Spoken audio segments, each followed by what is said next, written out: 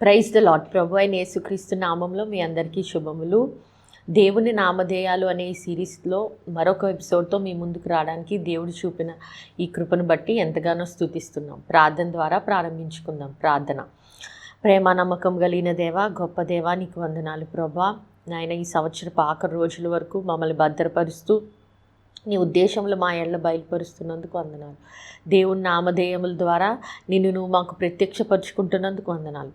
ఇప్పుడు నాయన ధ్యానించబోయే వాక్యంలో కూడా నువ్వు ఉండండి. మానవ స్వరము మరుగు చేసి నీ స్వరం ప్రజలకు వినిపింపచేయమని అడుగుచున్నాను. ఏ అవసరతలో ఉన్నారో వారికి ఇది రీచ్ అవ్వగలటకు సహాయం చేయండి. యేసునామమున నడుచున్నాం తండ్రి, ఆమెన్. ఆమెన్. ఆదికాండము 17వ అధ్యాయము కొన్ని వచనములు చదువుకుందాం. అబ్రహాము 9 ఏండ్లైనప్పుడు యెహోవా అతనికి ప్రత్యక్షమై, నేను సర్వశక్తిగల దేవుణ్ణి, నా సన్నిధిలో నడుచుచు నిందార్హుడివై ఉండుము. నాకును నీకును మధ్య నా నిబంధనని నియమించి నిన్ను అత్యధికముగా అభివృద్ధి పొందించదనని అతనితో చెప్పెను. అబ్రహాము సాగిలపడి ఉండగా దేవుడు అతనితో మాట్లాడి, ఇదిగో నేను నియమించిన నా నిబంధన నీతో చేసి ఉన్నాను. 7వ వచనం, నేను నీకును నీ తర్వాత నీ సంతానముకు దేవుణ్ణై ఉండినట్లు నాకును నీకును నీ తర్వాత వారి తరములో నీ సంతతికి మధ్య నా నిబంధనను నిత్య నిబంధనగా స్థిరపరిచెదను. ఇక్కడ నిత్య నిబంధనగా స్థిరపరచదును అని ఉంది. దీన్ని హీబ్రూలో ఏమంటారంటే ఎల్హా బెరెత్, అంటే కవర్నెంట్ కీపింగ్ గాడ్, అంటే నిబంధనను స్థిరపరిచే దేవుడు. మన దేవుడికి అనేక పేర్లు, నామధేయాలు చూస్తూ వచ్చాం కదండి. అందులో దేవుడు పేర్లు గురించి, ఆయన గొప్పతనం గురించి, ఆయన నేచర్ గురించి తెలుసుకున్నాము. ఈ పేరు కూడా ఆయన స్వభావం ఎలాంటిదో, ఆయన తన ప్రజల్ని ఎంతగా ప్రేమిస్తున్నాడో, వారి కోసం ఎంత దూరం వెళ్తాడో తెలుసుకోవడానికి ఉపయోగపడుతుంది. ఇదేంటంటే ఎల్హా బెరియత్, అంటే నిబంధనను స్థిరపరుచు దేవుడు. బైబిల్లో అనేక నిబంధనలు ఉన్నాయి. అందులో ఆదాముతో దేవుడు నిబంధన చేశాడు, నోవహుతో దేవుడు నిబంధన చేశాడు, అబ్రహాముతో చేశాడు, దావీదుతో చేశాడు, ఆఖరికి వచ్చేసరికి మనతో కూడా నిబంధన చేశాడు. అసలు నిబంధన అంటే ఏంటి? వాగ్దానం అంటే ఏంటి? నిబంధనకి వాగ్దానానికి మధ్య వ్యత్యాసం ఏంటి అని ఆలోచించినట్లయితే, వాగ్దానం అనేది దేవుడు ఆయన ప్రజలైన మనలకు ఇచ్చే ఒక భరోసా, ఆయన చేస్తానని చెప్పినది. దాంట్లో ప్రజలకి ఎటువంటి ప్రమేయం లేదు. ఉదాహరణకి ఒక తండ్రి ఉన్నాడు అనుకోండి. తండ్రి తన కుమారుడికి చెప్పాడు, నెక్స్ట్ ఇయర్ నీ బర్త్డేకి కార్ గిఫ్ట్గా ఇస్తానని. ఆ కార్ గిఫ్ట్ ఇవ్వడం అనేది తండ్రి మీద ఆధారపడి ఉంటుంది. దానికి కుమారుడి యొక్క ప్రమేయం ఏమీ లేదు. తండ్రి యొక్క రిసోర్సెస్ బట్టి, ఆయనకి డబ్బు ఉండి, ఇష్టం ఉండి, ఆ టైంకి అన్నీ కుదిరితే ఆయన ఇవ్వచ్చు. So it is purely depend upon father. తండ్రి మీద మొత్తం ఆధారపడి ఉంటుంది. నిబంధన అనేది అలాంటిది కాదు. నిబంధన అనేది ఇద్దరు వ్యక్తుల మధ్య కానీ, రెండు వర్గాల మధ్య కానీ జరిగే ఒప్పందం, అగ్రిమెంట్ బిట్వీన్ 2 పార్టీస్. అంటే ఇద్దరు సమ్మతించి, ఇద్దరు కూర్చుని షరతులు, ఒప్పందము రాసుకునేదన్నమాట. సో నిబంధనలో వాగ్దానాలు ఉంటాయి. వాగ్దానంతో కూడిందే నిబంధన. వాగ్దానంతో పాటు నిబంధనలో ఒప్పందం అని మనం చూసాం కదా. నిబంధన వెలతో కూడినది. నిబంధనలో త్యాగము, బలి ఉంటుంది. అలాగే నిబంధనలో ఒక సూచన ఉంటుంది. సో నిబంధన గురించి మనం చూసినట్లయితే నిబంధనలో వాగ్దానం ఉంటుంది, ప్రామిస్ ఉంటుంది. నిబంధనలో బలి ఉంటుంది, అంటే ఒప్పందముకు బలి ఉంటుంది. మూడోది ఒక సూచన కూడా ఉంటుంది. అబ్రహాము జీవితం చూసినట్లయితే ఆదికాండం 12వ అధ్యాయంలో దేవుడు అబ్రహాముని పిలుచుకున్నాడు. తన తండ్రి ప్రదేశం నుంచి, కల్దీల దేశం నుంచి అబ్రహాముని పిలుచుకున్నప్పుడు దేవుడు అబ్రహాంతో వాగ్దానం చేశాడు. ఏం చేశాడంటే, నీకు ఒక దేశమును ఇచ్చేదను, నీ సంతానమును ఇస్కరేణుల వలె చేసేదను, నీ నామమును గొప్ప చేసేదను, భూమి యొక్క వంశమంతా నీ ద్వారా ఆశీర్వదింపబడినని దేవుడు వాగ్దానం చేశాడు అబ్రహాంకి. He promised. దీంట్లో అబ్రహాము ఈ యొక్క ప్రమేయం ఏమీ లేదు, దేవుడే చేస్తానని చెప్పాడు. కాలం గడిచిన తర్వాత ఆదికాండం 17వ అధ్యాయం వచ్చేసరికి అబ్రహాముకి దేవుడికి మధ్య సంభాషణ జరుగుతుంది.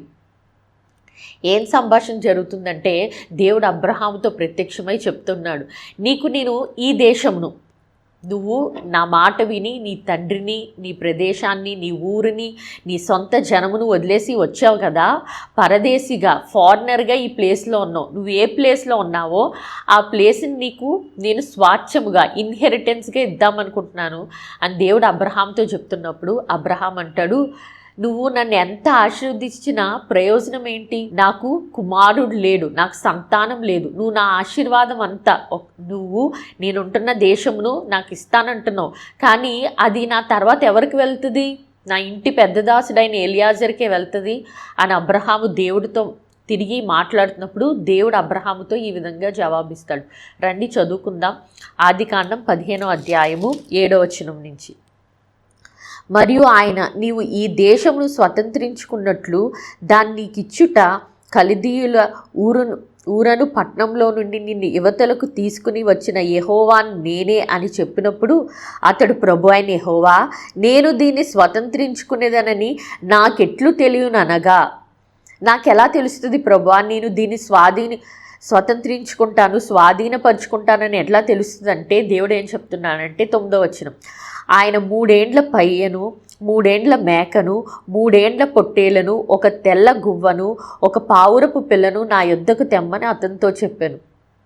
అతడు అవన్నీ తీసుకుని వాటిని నడుముకు ఖండించి దేని ఖండమును దాని ఖండమునికి ఎదురుగా నుంచెను. పక్షులు అతడు ఖండింపలేదు. గెద్దలు ఆ కళేబరం మీద వాలినప్పుడు అబ్రహామును వాటిని తోలివేసెను. సో అబ్రహాం అడుగుతున్నాడు, how can I know lord, నాకు ఎలా తెలుస్తుంది అని అన్నప్పుడు దేవుడు ఏం చేస్తున్నాడంటే, ఒక ఒప్పందముకు ముందు నేను చెప్పాను కదండి, ఒక బలి ఉంటుంది, ఒక బ్లడ్ చిందింపబడడం అనేది ఉంటుంది. దేవుడు ఏం చెప్తున్నాడంటే ఇక్కడ కొన్ని జంతువులు చెప్తున్నాడు. ఏంటండి? ఒక పెయ్యను, ఒక మేకను, 3 ఏళ్ల పొట్టేలను, తెల్ల గువ్వను, పావురపు పిల్లను. మనం చూసినట్లయితే లేవియ కాండంలో బలులర్పించే వాటిలో ఎవరి సామర్థ్యం బట్టి వారిని బలికి తీసుకొచ్చి వధింపమని చెప్పాడు. ఇక్కడ చూసినట్లయితే దేవుడు కొన్ని వాటిని ఏం చేయమన్నాడు?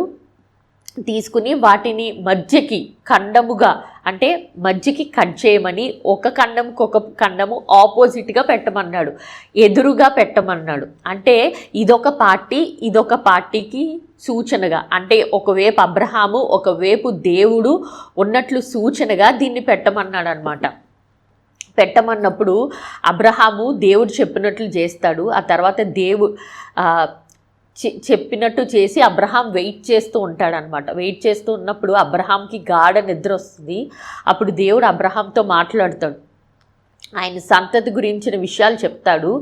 ఆ తర్వాత 18, 19, 20, 21 వచనములు, 15వ అధ్యాయము 18, 19, 20, 21 వచనములు చూస్తే, ఆ దినమందే యెహోవా ఐగుప్తు నది మొదలుకుని గొప్ప నది అయిన యూఫ్రటీస్ నది వరకు ఈ దేశం, అనగా కెనానీయులు, కనజీయులు, కద్మోనీయులు, హిత్తీయులు, పెరిజీయులు, రెఫాయిలు, అమోరీయులు, కానానీయులు, గెర్షాయిలు, యెబూసీయులు నీ సంతానమునకిచ్చేదనని అబ్రహాముతో నిబంధన చేసెను. నిబంధన ఎప్పుడు స్థిరపరచబడిందండి? ఎప్పుడు దేవుడు చేశాడు? ఎప్పుడైతే ఒక బలి వధింపబడిందో, దేని ఖండముకు ఆ ఖండము ఎదురుగా పెట్టబడిందో దేవుడు అబ్రహాముతో ఆ టైంలో చెప్తున్నాడు, నేను నీకు నిబంధన స్థిరపరచదును. నువ్వు అడిగావు కదా ఎలా ఇది జరుగుతుంది, ఇది ఏంటి, సూచన ఏంటి అని అడిగినప్పుడు దేవుడు అబ్రహాంకి ప్రాసెస్ అంతా చెప్పాడు. చెప్పి దేవుడే స్వయంగా ఈ నిబంధన చేశాడు. 17వ వచనం చూసినట్లయితే, మరియు ప్రొద్దు గుంకి కటిక చీకటి పడినప్పుడు రాజుచున్న పొయ్యను అగ్ని జ్వాలయును కనబడి ఆ ఖండముల మధ్య నడిచిపోయెను. ఆ ఖండముల మధ్య ఏం నడిచెళ్ళిందండి? అగ్ని జ్వాలయు. దేవుడు ఎలాంటి వాడు? మన దేవుడు కన్జ్యూమింగ్ ఫైర్, ఆయన అగ్ని జ్వాలయ ఉన్నాడు. సో దీని మధ్య అబ్రహాము నడిచి వెళ్ళలేదు, దేవుడే తనంతట తాను నడిచి వెళ్ళాడు. ఎంత గొప్ప విషయం కదండి. సాక్షాత్తు దేవుడే నిబంధనని స్థిరపరచడం అనేది మామూలు విషయము కానే కాదు కదా. సో దేవుడు అబ్రహాముతో నిబంధనని స్థిరపరిచాడు. మనం చదివిన 17వ అధ్యాయంలో చూసినట్లయితే 99 ఏళ్ళు వచ్చినప్పుడు దేవుడు దాన్ని స్థిరపరిచాడు. నెక్స్ట్ ఇయర్ కల్లా నీకు ఒక కుమారుణ్ణి ఇస్తానని చెప్పాడు. మన జీవితంలో కూడా దేవుడు ఎన్నో వాగ్దానాలు ఇచ్చాడు, ఎన్నో ప్రామిసెస్ ఇచ్చాడు. వాటన్నిటిని నెరవేర్చడానికి ఆయన ఇష్టపడుతున్నాడు. ప్రతి వాగ్దానము క్రీస్తు యేసులో అవును ఆమెన్ అనబడినట్టు ఉన్నాయని బైబిల్ సెలవిస్తుంది. అయితే ఈ వాగ్దానాలన్నీ మన జీవితంలో నెరవేరుస్తుంది. ఇక్కడ దేవుడే జంతువుల రక్తము సింబల్గా ఉంది, కానీ మన జీవితంలో కొత్త నిబంధనకు వారసులైన మన జీవితంలో అయితే దేవుడు రక్తమే చిందింపబడింది.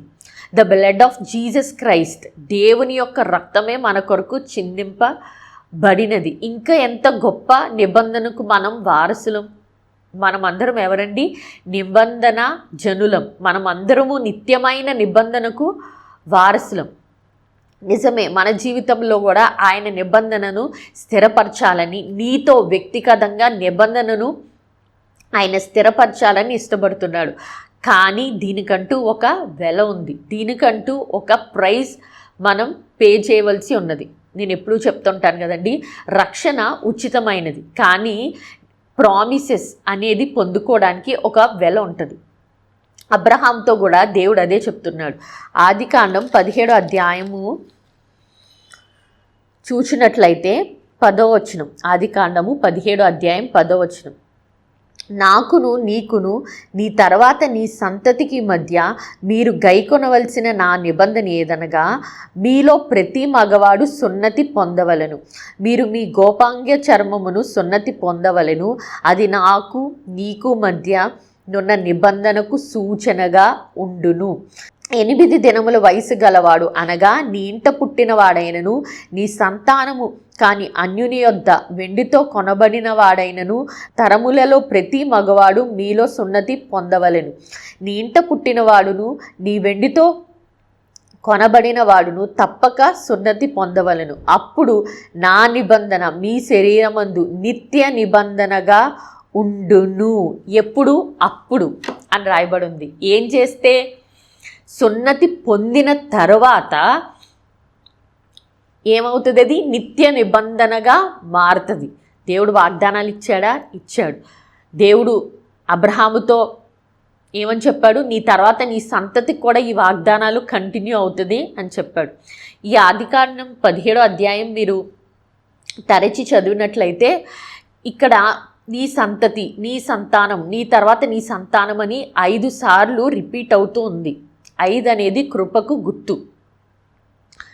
అయితే దేవుడు బ్లెస్సింగ్స్ ఒక తరముకు, అంటే మనకి మాత్రమే చెప్పి ఆ బ్లెస్సింగ్ ఆపేసే దేవుడు కాదు, కానీ తరతరములు అది కంటిన్యూ అయ్యే బ్లెస్సింగ్ అనమాట. దేవుడు బ్లెస్సింగ్ ఎప్పుడు? Generational blessing. దేవుడు ఏం చెప్తున్నాడు అబ్రహాముకి? నీ తర్వాత నీ సంతానమును కూడా నువ్వు ఇచ్చిన వాగ్దానముల ద్వారా బ్లెస్ చేస్తాను, కానీ కండిషన్ ఏంటి? సున్నతి పొందాలి. ప్రతి మగవాడు సున్నతి పొందాలి. సున్నతి పొందిన తర్వాతే ఆ నిబంధన స్థిరపరచబడుతుంది. ఆ మాట మరొకసారి చదువుదామా? 13, 14. నీ ఇంట పుట్టినవాడును నీ వెండితో కొనబడిన వాడును తప్పక సున్నతి పొందవలను. అప్పుడు నా నిబంధన మీ శరీరమందు నిత్య నిబంధనగా ఉండును. ఎక్కడుంటుందండి? శరీరమందు. నా నిబంధన మీ శరీరమందు నిత్య నిబంధనగా ఉండు. సున్నతి పొందని మగవాడు అనగా ఎవని గోపాంగ చర్మమును సున్నతి చేయబడదో అట్టివాడు తన జనుల్లో నుండి కొట్టివేయబడును. వాడు నా నిబంధనను మీరి ఉన్నాడని అబ్రహాముతో చెప్పెను. సున్నతి అనేది ఎక్కడ? శరీరంలో సూచన కింద ఉన్నది. మరి నూతన నిబంధనకు వారసులమైన మన జీవితంలో సున్నతి అంటే ఏంటి తెలుసుకుందాం రండి. రోమాపత్రిక 2వ అధ్యాయం 29వ వచనం. అయితే అంతరంగమందు యూదుడైన వాడు యూదుడు మరియు సున్నతి హృదయ సంబంధమైనదై ఆత్మయందు జరుగునదే గాని అక్షరం వల్ల కలుగునది కాదు.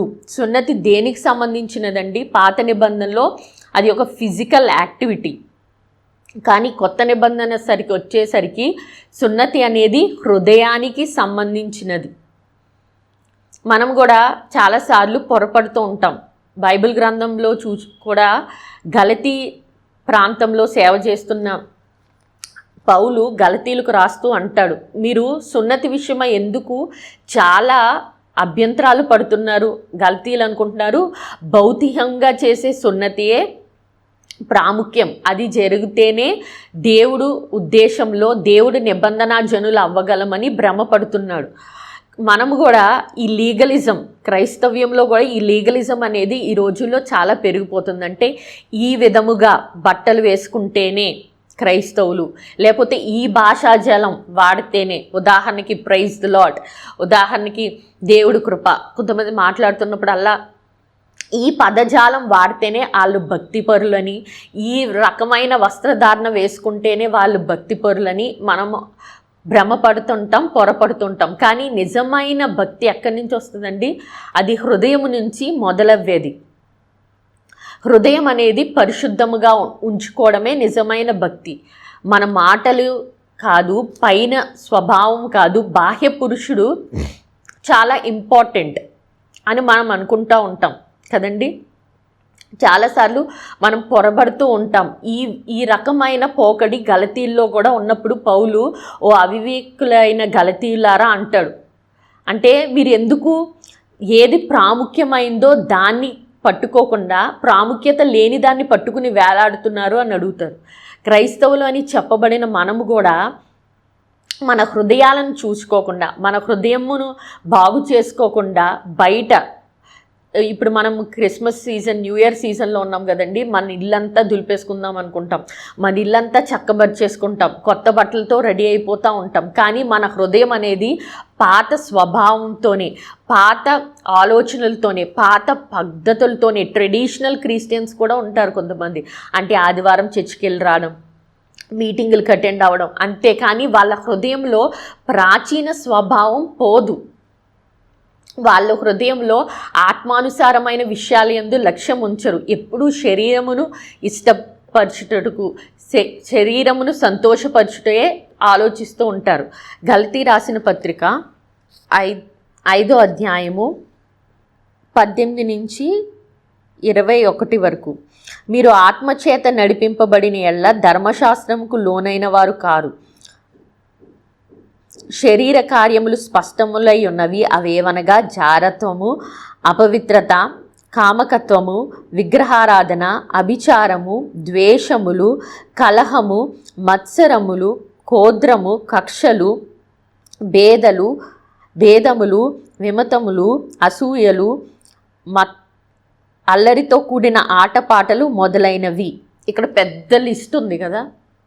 మన హార్ట్ని చెక్ చేసుకోవడానికి, మన హృదయంలో ఏమున్నాయో చెక్ చేసుకోవడానికి దేవుడు ఇక్కడ ఒక పెద్ద లిస్టే రాసి పెట్టాడు. ఈ లిస్ట్ని 4 పార్ట్స్ కింద డివైడ్ చేస్తే, మొదటిగా శరీరంతో చేసే పాపములు, సెక్సువల్ సిన్స్. చాలామంది యవనస్తులు ఏమనుకుంటారంటే, నేను నా శరీరంతో పాపం ఏం చేయట్లేదు కదా, ఓన్లీ నా కంటి చూపుతోనే చేస్తున్నాను కదా. ఫోన్లో మూవీస్, అశ్లీలమైన దృశ్యాలు, ఇవన్నిటికీ ఎడిక్ట్ అయిపోతారు.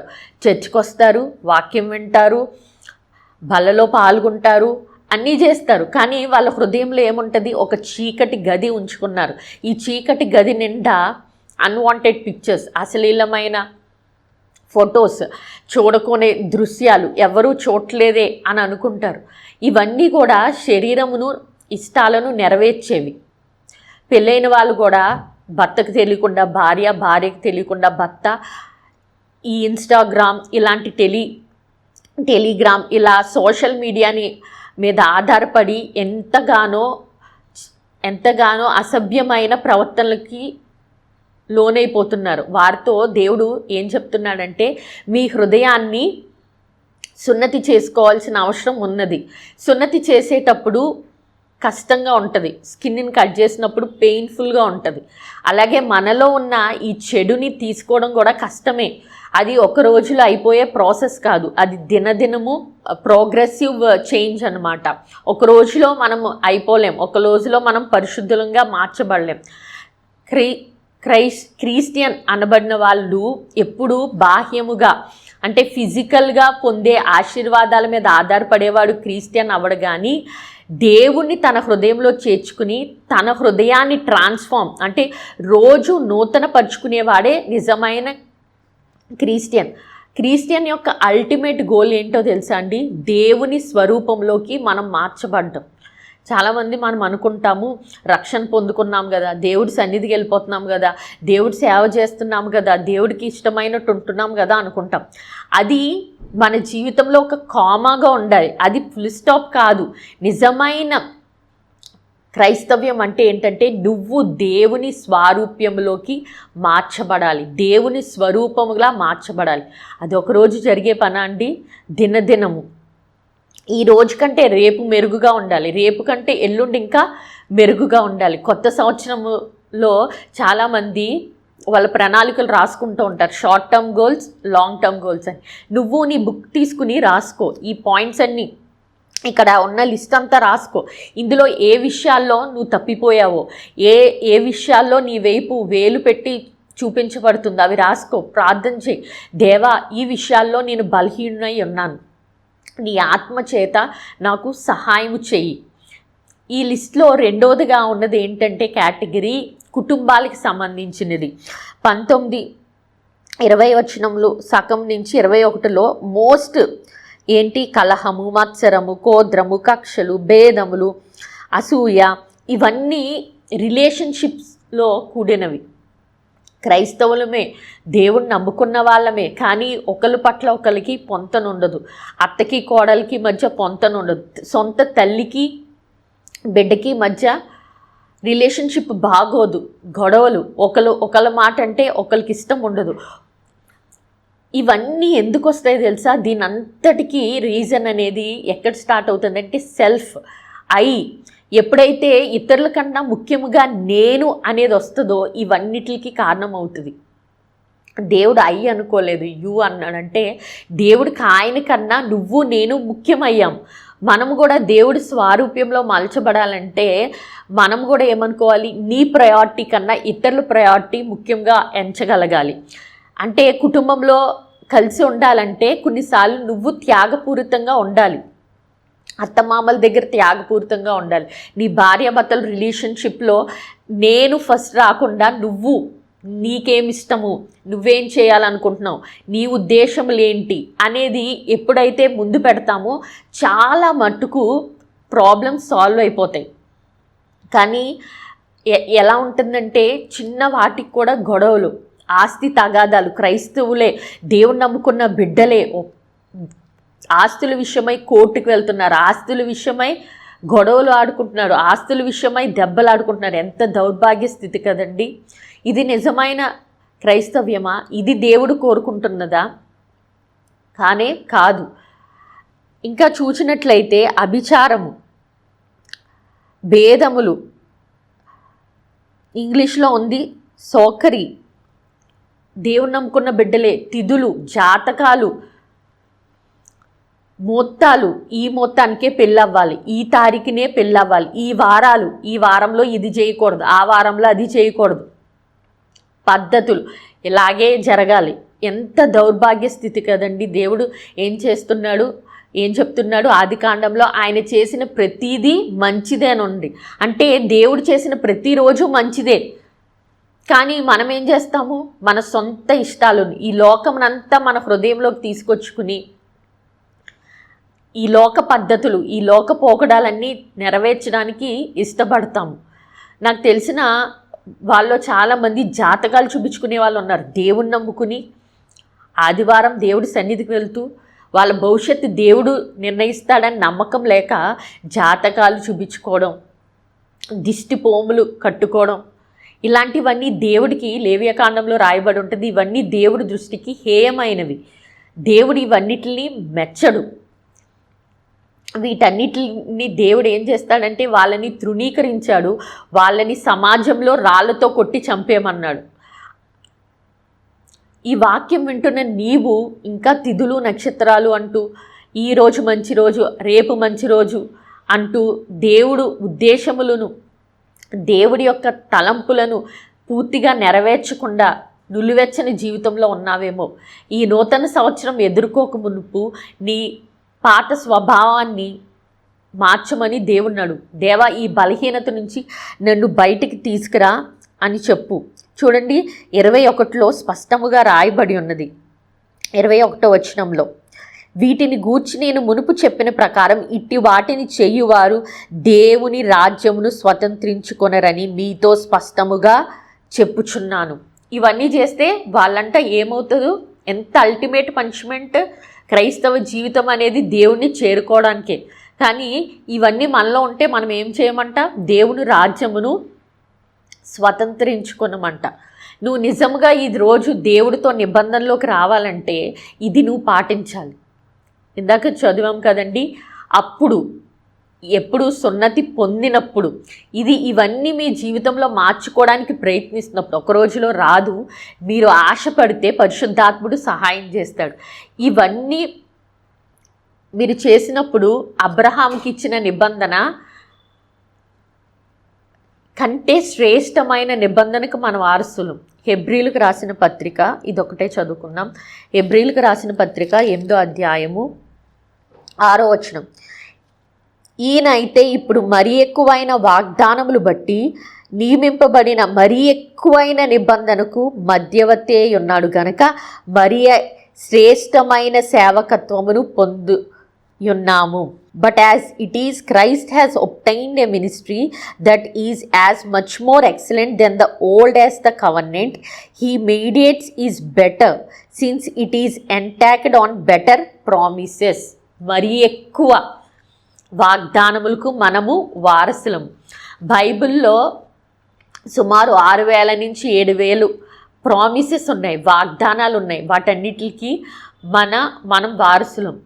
చరిత్రకారులు కానీ, బైబిల్ పండితులు కానీ, బైబిల్ తరచుగా చూసి చదివిన వాళ్ళు ఏమంటారంటే 3,000 to 3,500 ప్రామిసెస్ దేవుడు డైరెక్ట్గా ఆయన విశ్వాసులకి ఇచ్చిన వాగ్దానాలు. ఈ వాగ్దానాలన్నిటికీ పొందుకోవడానికి మీరు నేను అర్హులం. కాకపోతే దేవుడు ఏమంటున్నాడు? సున్నతి పొందవలసి ఉన్నది, నీ హృదయాన్ని సున్నతి చేసుకోవలసి ఉన్నది. నూతన సంవత్సరంకి వెళ్ళక మునిపే, ఇంకో దినము చూడక మునిపే, ఈ దినమే ఈ లిస్ట్ అంతా రాసుకో. ప్రభువా, ఈ విషయాల్లో నేను తప్పిపోయాను, ఈ విషయాల్లో నీ స్వారూప్యమును ఇతరులకు చూపలేకపోయాను, నీ పోలికగా నన్ను నిర్మించుకున్నావు కానీ నీ పోలికగా నేను నడుచుకోవట్లేదు అని నువ్వు ప్రార్థన చేసుకోగలిగితే దేవుడు పరిశుద్ధాత్మ ద్వారా నీ స్వభావాన్ని మార్చుకోవడానికి సహాయం చేస్తాడు. ఉన్నతమైన నిత్య నిబంధనకు నిన్ను వారసులుగా చేస్తాడు. ప్రార్థన చేసుకుందాం. ప్రేమ నమ్మకము కలిగిన దేవా, పరిశుద్ధమైన తండ్రి, నీకు వందనం. నిజమే, అబ్రహాము జీవితంలో ఎలాగైతే నిత్య నిబంధన చేశావో అలాగే మమ్మల్ని కూడా ప్రభువా కొత్త నిబంధన జనులుగా చేసి ఉన్నావు. కోడెల రక్తం వల్ల కాదు కానీ నీ రక్తము చేత దాన్ని ముద్రించి ఉన్నావు ప్రభువా. మా హృదయాలకు కూడా సున్నతి అవసరమని ప్రభువా ఈ ఇయర్ ఎండింగ్ మెసేజ్లో మాకు తెలిపి ఉన్నావు ప్రభువా. మేము మమ్మల్ని పరీక్షించుకుని నాయన మాలో ఉన్న లోటులు సరిచేసుకున్నట్లు సహాయం చేయండి. మేము బలహీనులము, నిజమే. శరీరము ఆత్మ రెండు ఒకటికొకటి పోరాడుచున్నవి, కానీ ప్రభా నీ ఆత్మ ద్వారా వీటిని జయించగలుగుతాం. మాకు సహాయము దయచేయండి.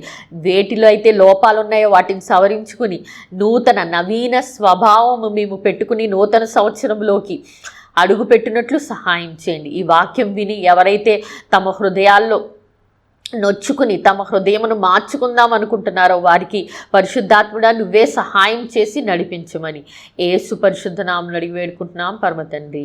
ఆమేన్.